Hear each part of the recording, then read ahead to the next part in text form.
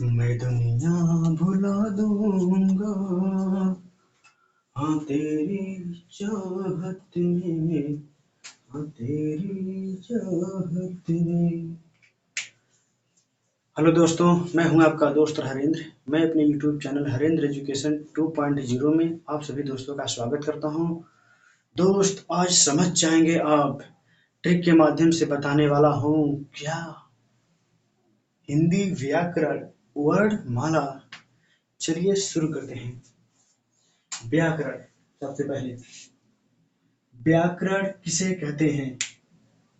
व्याकरण वह शास्त्र है जिससे शुद्ध शुद्ध बोलना, पढ़ना, लिखना आ जाता है, वही व्याकरण है। एक छोटा सा बच्चा कहता है, जो कुछ बोलता है, जो कुछ कहता है वह शुद्ध नहीं होता, वह व्याकरण के अंतर्गत नहीं आता।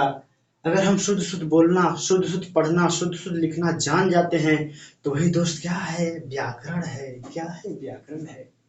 चलिए देखते हैं ट्रिक। सुगोपली यह देता है सेट करने के लिए। पहले कौन आएगा? बोलना आएगा, पढ़ना आएगा कि लिखना आएगा, क्या आएगा? तो हम ट्रिक के माध्यम से समझ लेंगे कौन पहले आएगा। पहले आएगा सुनना, सु से सुनना, ब से बोलना, प से पढ़ना, प से पढ़ना, ली से लिखना, ली से लिखना। व्याकरण के भेद। व्याकरण के दोस्त कितने भेद हैं? कितना बताओगे? 5। कौन कौन से? वर्ण विचार, शब्द विचार, वाक्य विचार, छंद विचार, चिन्ह विचार। कौन कौन से? वर्ण विचार, शब्द विचार, वाक्य विचार, छंद विचार, चिन्ह विचार। नेक्स्ट है स्वर। स्वर किसे कहते हैं? जिन वर्णों का उच्चारण बिना किसी दूसरे वर्ण की सहायता से हो। जिन वर्णों का उच्चारण बिना किसी दूसरे वर्ण की सहायता से हो, उससे हम क्या कहेंगे? स्वर कहेंगे। क्या कहेंगे? स्वर कहेंगे। जैसे आ आ ई, जैसे आ आ ई। दोस्त, कहीं इसमें किसी दूसरे वर्ण की सहायता ली जा रही है? नहीं ली जा रही है। अगर व्यंजन की बात करते हैं, जिन वर्णों का उच्चारण किसी दूसरे वर्ण की सहायता से होती है तो वही क्या हो जाएगा? वह व्यंजन हो जाएगा। अगर बिना कर दे उच्चारण, वर्णों का उच्चारण बिना किसी दूसरे वर्ण की सहायता से होता है तो स्वर होगा। अगर किसी वर्ण की सहायता से होता है तो वह व्यंजन हो जाएगा। जैसे देख लेते हैं, कबूतर, क धन अ बराबर क्या हुआ? क। दोस्त, अगर हम क बोलेंगे तो अ निकलेगा। ख बोलेंगे, पहले क अ निकला, ख बोले ख अ निकला। अर्थात इसमें क्या है? दूसरे वर्ण की सहायता ली जाएगी, अर्थात व्यंजन में स्वर वर्ण की भी सहायता ली जा रही है, जबकि स्वर वर्ण में व्यंजन वर्ण की सहायता नहीं ली जा रही है। चलिए देखते हैं नेक्स्ट। हर्ष स्वर किसे कहते हैं? जिन वर्णों के उच्चारण में कम समय लगता है उसे हर्ष स्वर कहते हैं। जिन वर्णों के उच्चारण में कम समय लगता है, कम टाइम लगता है, उसे हम हर्ष स्वर कहते हैं। जैसे अ ई उ ऋ। अब देख लेते हैं नेक्स्ट, दीर्घ स्वर। जिन वर्णों के उच्चारण में ह्रस्व से अधिक समय लगता है, ह्रस्व स्वर से अधिक समय लगता है, उन्हें दीर्घ कहेंगे। अगर कम लगेगा तो ह्रस्व होगा, अगर ज्यादा लगेगा समय तो दीर्घ होगा। तो चलिए देख लेते हैं। जैसे बड़ा आ, बड़ी ई, बड़ा ऊ, ए, ओ, औ, ओ। और देख लेते हैं दोस्त, नेक्स्ट प्लस स्वर। इन स्वरों का प्रयोग किसी दूसरे को पुकारने, नाटक के संवादों एवं संगीतों में होता है। जैसे कहते हैं, दरबारी, अरे कुर्सियां लो भाई, राजा साहब आए हुए हैं। हुआ ना, दरबारी। ओ, जैसे ओम। संगीत सारे गा मा पा, तो संगीत में क्या होगा, पुलिस स्वर होगा, अर्थात इसमें क्या होगा, दीर्घ और ह्रस्व की तुलना में अधिक समय लगेगा। अर्थात जैसे ओम राम श्याम नाम हरिओम, इस प्रकार से वह पुरुष स्वर। चलते हैं संयुक्त स्वर देखते हैं। दो स्वर मिलकर बने होते हैं, दो स्वर क्या मिलकर बने होते हैं, जैसे ए उ आ ई ए, आ उ ओ, आइए आइए आपका इंतजार था, आइए। आ मिलके ई मिलके क्या हुआ दोस्त, ए हुआ। क्या हुआ, ए। संयुक्त हुआ ना, अ मिला ई मिले, मिलके क्या हो गए, संयुक्त। अगर यही सिंगल रहता, संयुक्त नहीं होता, तो ह्रस्व में चल जाता। अब लेकिन यही दोनों मिल गए, क्या होगा, संयुक्त। कहते नहीं संयुक्त हो गए, मिल गए, संयुक्त हो गए। उसी प्रकार से आओ आऊ ओ, आओ, क्या हुआ, आऊ ओ हो गया। ये सब क्या है, संयुक्त स्वर है। अब देख लेते हैं नेक्स्ट, अग्र स्वर किसे कहते हैं। ई ई ए, इसका ट्रिक है दोस्त। ई ई ए आगे कौन बताएगा, बच्चे बोलेंगे हम बताएंगे गुरुजी, हम बताएंगे। कैसे, जैसे ई ई ए कैसे पता अग्र स्वर है, तो यही ट्रिक है ना। आगे ई ई ए आगे कौन बताएगा, बच्चे बोलेंगे हम बताएंगे। कैसे, आगे कौन बताएगा गुरुजी हम। अग्रस्वर, आगे से अग्रस्वर, ई ई ए, आगे से अग्रस्वर, ई ई ए, ई ई ए कौन बताएगा, बच्चे बोलेंगे गुरुजी हम बताएंगे। आगे आगे से अग्रस्वर, ई ई ए, वही होगा मिला के अग्रस्वर, ई ई ए। दोस्त आगे देख लेते हैं, थोड़ा सा इसको रफ करना पड़ेगा, इसके बाद चलते हैं आगे। पश्च स्वर पहले देखेंगे, मध्य स्वर, इसके बाद देखेंगे पश्च स्वर। देख लेते हैं पहले मध्य स्वर। मध्य स्वर का ट्रिक, मध्य स्वर अ, क्या है, अ। मध्य स्वर में आएगा अ, ट्रिक। ट्रिक इसका क्या है, किसी के द्वारा स्वर पूछे जाने पर हम बता नहीं पाते तो मध्य में अटक जाते हैं। कहते हैं अ, किसी ने पूछा चलो स्वर बताओ, हम क्या कहेंगे, आ नहीं रहा है, क्या बताए क्या बताए, वही क्या हुआ, मध्य स्वर। बीच में हम क्या करते हैं, अटक जाते हैं, अटक गए, बीच में अटके, बीच मतलब मध्य, और जो स्वर है अ हो गया, क्या हो गया, अ, मध्य स्वर। अब पश्च स्वर देख लेते हैं।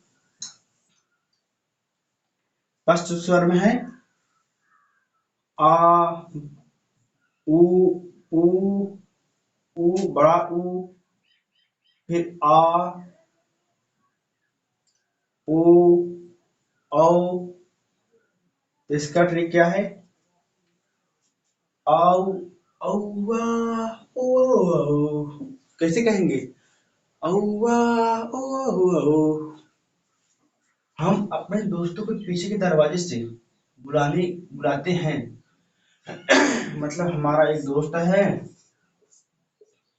और पीछे के दरवाजे से क्या कर रहा है, बुला रहा है।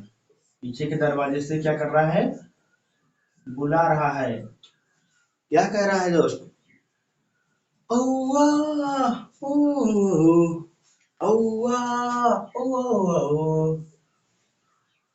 इसका ट्रिक क्या है, स्वर का औआ ओआ ओ, औआ ओआ ओआ ओ। आप गाते हुए पढ़ने दोस्त, मस्ती के साथ पढ़ेंगे। पीछे के दरवाजे से मतलब पर्च स्वर, पीछे के दरवाजे से मतलब पर्च स्वर। और पर्च स्वर के अंतर्गत कौन कौन से स्वर आते हैं, तो वही है, आप आराम से गाते हुए बता देंगे कि औआ ओ, ये हो गया। इसके बाद देखते हैं समृद्ध, समृद्ध स्वर। इसमें कौन कौन से अक्षर आएंगे, कि ई उ। इसका ट्रिक क्या है, सविता ई उ पढ़ो, ई उ पढ़ो। सविता से समृद्ध, समृद्ध सविता, समृद्ध सविता। समृद्ध तो किस जोड़ेंगे, सविता से जोड़ेंगे। समृद्ध सविता ई उ पढ़ो। कौन क्या क्या पढ़ो, ई उ पढ़ो। सर कह रहे हैं सविता ई उ पढ़ो, मतलब समृद्ध ई उ में आता है। समृद्ध के अंतर्गत क्या आता है, ई उ, अर्थात सविता ई उ पढ़ो। सबसे समृद्ध और ई उ इसके अंतर्गत आता है, समृद्ध के अंतर्गत। आगे देख लेते हैं दोस्त। नेक्स्ट है अर्ध समृद्ध स्वर। अर्ध समृद्ध स्वर, इसमें ए आता है, ओ आता है। अर्ध समृद्ध स्वर में क्या आता है, ए आता है, ओ आता है। और ट्रिक इसका क्या है, एक उखली सही में वृत्त जैसा होता है।